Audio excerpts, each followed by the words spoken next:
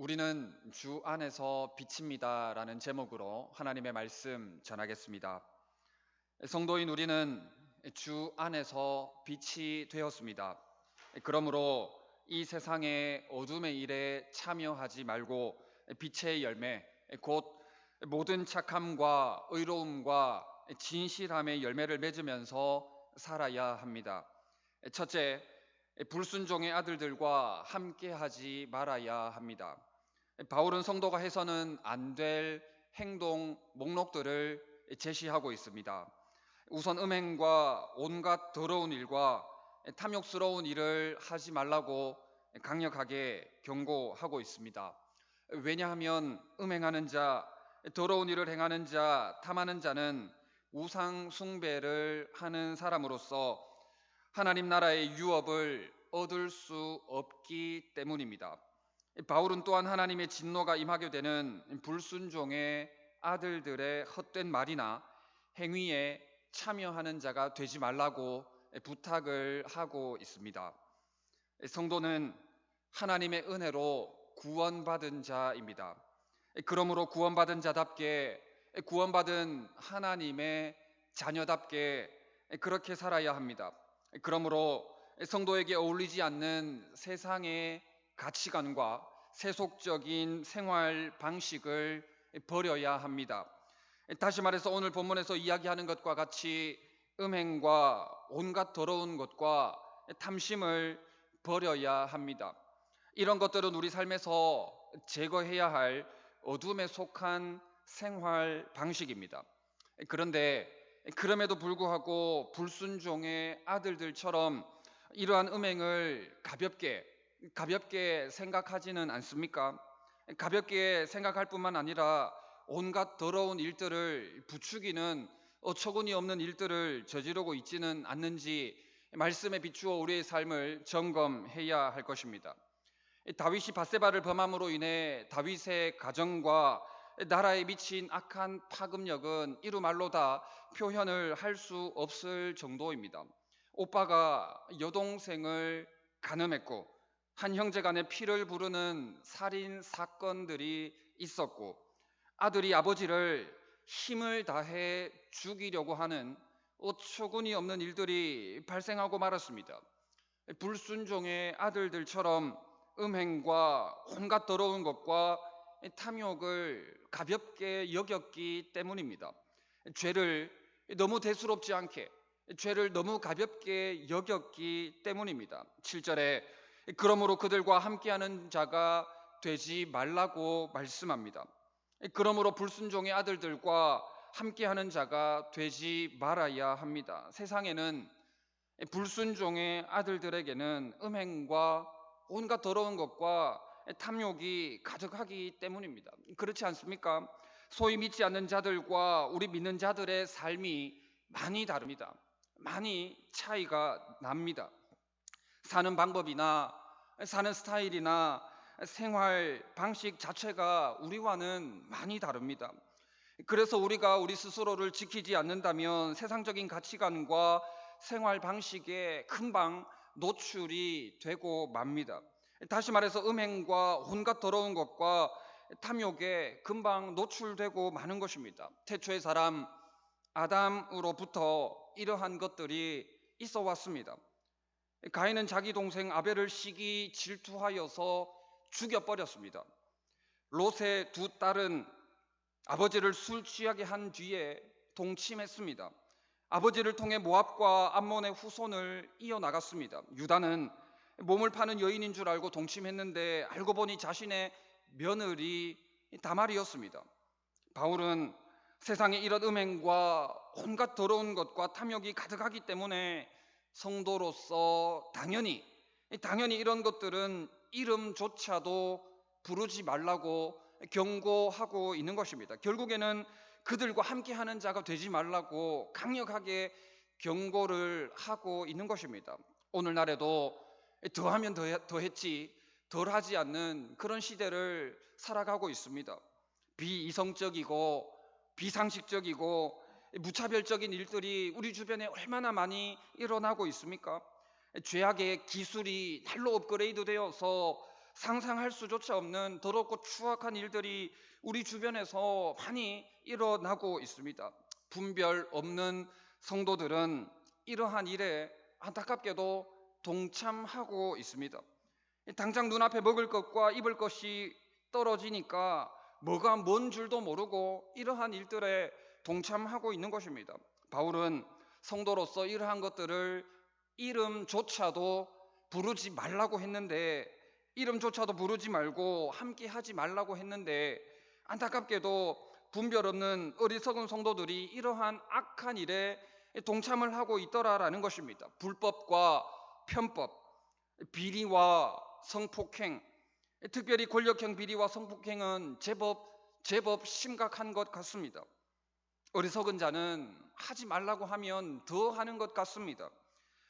참으로 악하고 어리석고 우매한 모습이 아닐 수가 없습니다. 우리는 이 악한 세상으로부터 구별되어 살아가는 하나님의 백성 그리스도인입니다. 우리가 성도로 부름받았음을 기억해야 합니다. 거룩한 삶에 대한 기준을 높이고 믿음을 지켜야 합니다. 그리스도의 십자가의 죽으심을 헛되게 하지 말아야 합니다. 온갖 더러운 것은 그 이름조차도 부르지 말고 죄는 모양이라도 버리고 오히려 감사하는 삶을 사는 것이 당연한 것입니다. 어떤 것들이 우리를 유혹하고 현혹한다 할지라도 정신을 차리고 깨어 기도함으로 불순종의 아들들과 함께하지 말아야 하는 것입니다. 둘째, 빛의 자녀들처럼 행해야 합니다. 바울은 성도가 하지 말아야 할 것들을 말한 후에 이제는 해야 할 것들에 대해서 교훈하고 있습니다. 바울은 성도가 이제 주 안에서 빛의 자녀가 되는 사실을 강조하면서 빛의 자녀가 된 성도는 모든 선함과 의로움과 진실함이라는 빛의 열매를 맺어야 된다고 이야기를 하고 있습니다. 또 이전에 행하던 어둠의 일에 참여하지 말라고 강하게 경고하고 있습니다. 책망받는 모든 것은 빛에 의해 드러나고 드러나는 것은 모두 빛이라고 말씀하고 있습니다. 우리는 빛이신 하나님께 속한 빛의 자녀입니다. 그러므로 우리는 빛의 자녀답게 살아야 합니다. 왜냐하면 성도의 신분과 삶은 별개로 결코 분리될 수 없기 때문입니다. 우리는 어둠의 일에 불참하는 것에 그치지 말고 어둠의 일을 책망해야 합니다. 도리어 책망해서 빛을 비춤으로 말미암아 그러한 것들이 물러갈 수 있도록 해야 합니다. 빛과 어둠이 섞일 수 없듯이 우리의 생각과 삶의 가치관은 그들과 분명히 달라야 합니다. 혹시 우리 앞에서 일어나고 있는 어둠의 일들에 대해서 묵인하고 계시지는 않습니까? 그저 바라만 보고 또 불참한다고 해서 나는 괜찮다고 스스로를 위로하며 만족스러워하고 계시진 않습니까? 사회의 구조적인 악과 불평등에 대해서 빛의 자녀들처럼 도리어 책망할 수 있어야 합니다. 지적할 수 있어야 합니다. 더 나아가서 모든 선함과 의로움과 진실함이라는 빛의 열매를 맺으며 살아나가야 합니다. 왜냐하면 우리가 이렇게 해야 하는 이유는 우리가 죽은 자들 가운데에서 일어났고 그리스도의 빛을 받아 빛이 되었기 때문입니다. 우리가 주 안에서 빛의 자녀가 되었기 때문입니다. 바울은 빛의 자녀들처럼 살았습니다. 고린도후서 11장 23절 이하에 보면 바울은 수고를 넘치도록 했고 옥에 갇히기도 더 많이 했고 매도 수없이 맞고 여러 번 죽을 뻔했습니다. 유대인들에게 40에 하나 감한 매를 5번이나 맞았습니다. 3번 태장으로 맞고 1번 돌로 맞았습니다. 매는 아프라고 때리는 것이지만 돌은 죽으라고 때리는 것입니다. 죽으라고 던지는 것입니다. 돌에 맞아본 경험이 있으신지 모르겠지만 바울에게 예쁘고 작은 돌로 살짝 던졌겠습니까? 그렇지 않습니다. 모나고 거친 돌로 있는 힘껏 던졌을 것입니다. 바울은 그럼에도 불구하고 이러한 일들이 있었음에도 불구하고 이 모든 역경을 거슬러서 빛의 자녀로 살았습니다. 죽음을 앞둔 바울은 이렇게 고백했습니다. 디모데후서 4장 6절 7절에 전제와 같이 내가 벌써 부어지고 나의 떠날 시각이 가까웠도다. 나는 선한 싸움을 싸우고 나의 달려갈 길을 마치고 믿음을 지켰다는 것입니다. 어둠의 일에 굴복하지 않고 더러운 일에 불참했을 뿐만 아니라 믿음을 지켰다고 고백을 하는 것입니다. 바울은 정말 진실로 빛의 자녀들처럼 살았습니다. 고난의 대명사 욥은 어떻습니까? 욥은 끝내 하나님의 엄청난 축복을 받아 누리게 되었습니다. 고난과 역경 압박에도 불구하고 빛의 자녀들처럼 그렇게 살았기 때문입니다. 죄송하지만 요즘 빛의 자녀들처럼 살아가는 성도들이 예전만 같지 않은 것 같습니다. 많지 않은 것 같습니다. 약할 때 강함 대신은 하나님을 향한 믿음을 잃어버렸습니다. 신앙의 적극성 또한 잃어버렸습니다. 열정적이지도 않고 능동적이지도 않습니다. 소극적이고 비협조적이고 세상과 적절히 타협하면서 살아가는 성도들이 너무나 많이 생기고 있는 것 같습니다. 그렇게 기도를 강조해도 기도하지 않습니다. 요즘 잘하고 계시지만 이런 말씀을 드려서 죄송합니다만은 일반적으로 그렇습니다. 겨울이 되면 새벽 기도회에 나오시는 분들의 숫자가 자연스럽게 조금 줄어듭니다.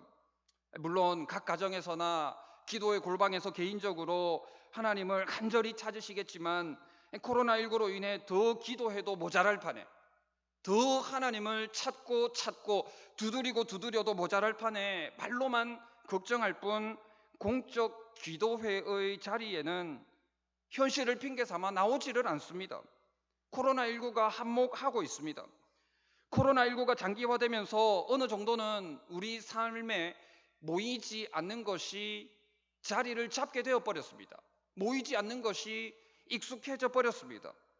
최근 이런 모습에서 벗어나려고 몸부림치는 분들도 계십니다만은 이러한 영적 몸부림이 일부에서만 일어나는 것이 아니라 교회적으로 우리 온 교회적으로 영적 몸부림을 치는 그런 영적 각성의 운동이 일어나야 할 때입니다. 그 어느 때보다도 간절히 사모하는 마음으로 은혜를 간절히 사모하는 마음으로 기도해야 할 때입니다. 심어야 할 때입니다. 말씀과 기도로 심어야 할 때입니다. 말씀과 기도는 아무리 강조해도 지나치지 않습니다. 왜냐하면 빛의 자녀로 살아가는 사람들보다도 어둠의 아들들, 불순종의 아들들처럼 살아가는 성도들이 여전히 더 많이 있기 때문입니다.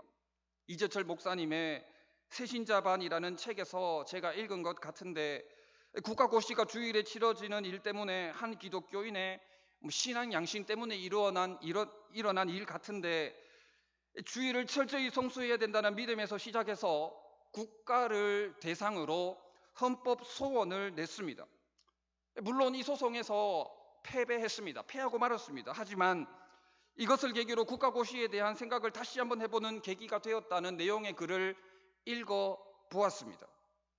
여러분, 나 아니면 말고 하는 그러한 소극적인 생각에서 벗어나서 정말 빛의 자녀로 살아가시는 여러분들 되시기를 바랍니다.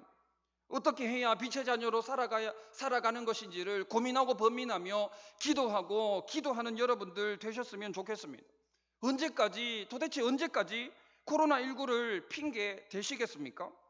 백신과 치료제가 개발되겠지만 만약에 코로나19가 끝이 나지 않는다면 언제까지 이렇게 신앙생활 하시겠습니까? 코로나19가 끝나면 그러면 그때는 어떠한 핑계를 대시렵니까? 코로나19 때문에 너무 게을러지는 것이 습관화되어져서 도저히 몸이 움직이지 않는다고 그렇게 이야기할 판입니까? 코로나19로 영향받은 그 상태를 핑계 댈 수는 없습니다. 어느 집사님께서 이런 이야기를 하셨습니다.